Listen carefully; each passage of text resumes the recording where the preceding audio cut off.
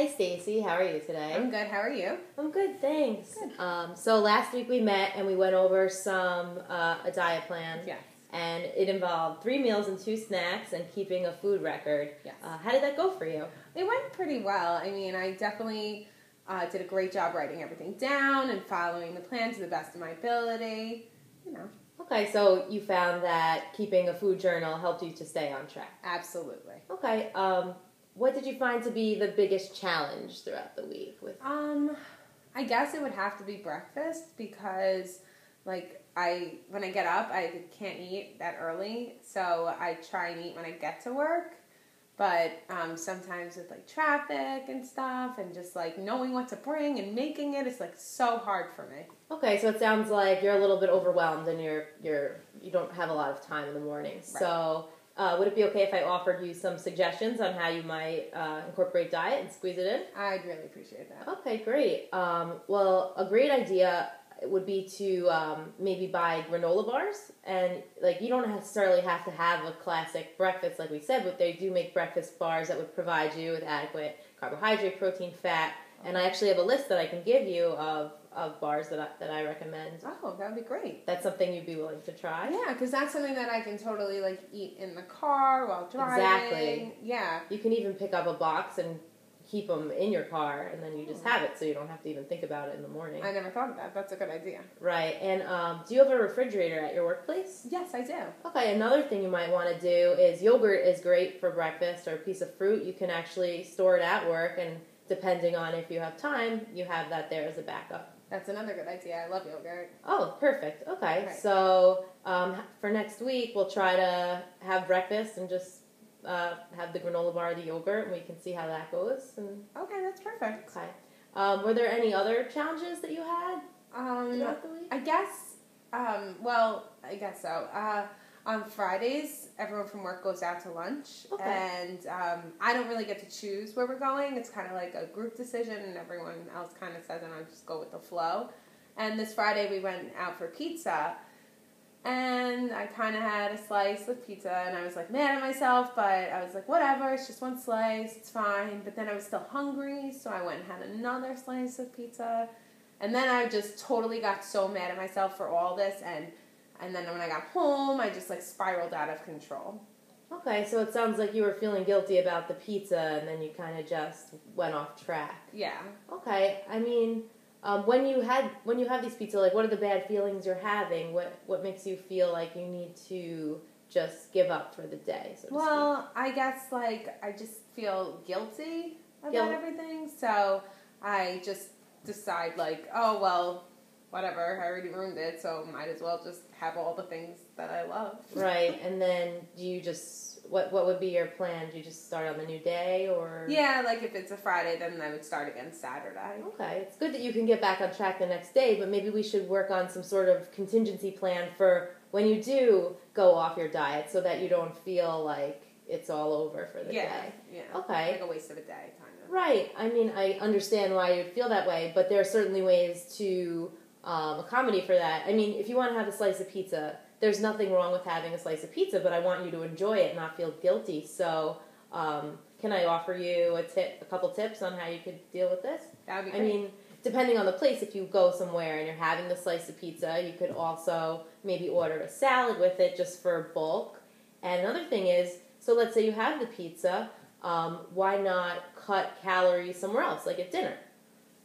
For example, if you did have the pizza for lunch, count those calories in your diet, but then when you go out for dinner, I know you said last week, you and your husband on Friday, it's date night? Yeah, we go out for Chinese food. Chinese food. Friday. Okay, so there are plenty of things that you can order at the Chinese restaurant that are less calories, like steamed vegetables. You can get maybe chicken or shrimp as opposed to a meat. That's a little bit less calories. Does that seem like something that you might be able to do? Absolutely, because when I'm in control, I'll just order the vegetables like you said, but it's when I'm out of control that I'm not, so I just have to keep reminding myself, I guess. Exactly. Yeah, that I can just stay on track. It's okay. It's not a wash of a day, sort of. Okay, so it sounds like you have the right attitude and you know what to do, just sometimes, which happens, we're people. So why don't we plan for on Fridays, kind of like allowing yourself to have whatever it is everyone else is having when you go out for the work lunch, and then cutting calories out at dinner or coming up with some ideas of, what you could have. Okay. Okay, so that's something that we can definitely work on. Aside from the feeling discouraged with having pizza, is there anything else, any other changes that you think that you want to make towards your weight loss goal just from day to day?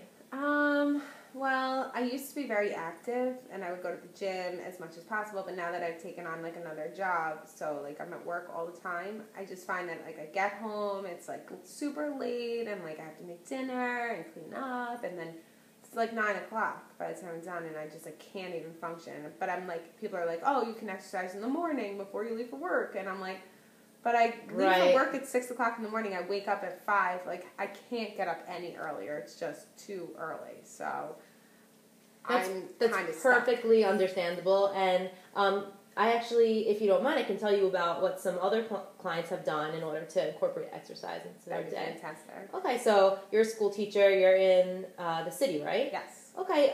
Would you consider perhaps on your lunch break? You have an hour break? An hour, yes. Okay.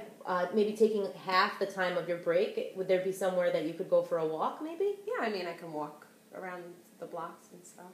Okay, so that's something that other clients have done. What they would do is bring a pair of sneakers with them to work, and then on their lunch break, change out of their work shoes, and then go for a walk, and, That's actually a really good idea, and totally something that I could do. That's great. Not a problem, actually. Yeah, I never thought of it. So you said you used to exercise. Yes. How were you feeling at the time?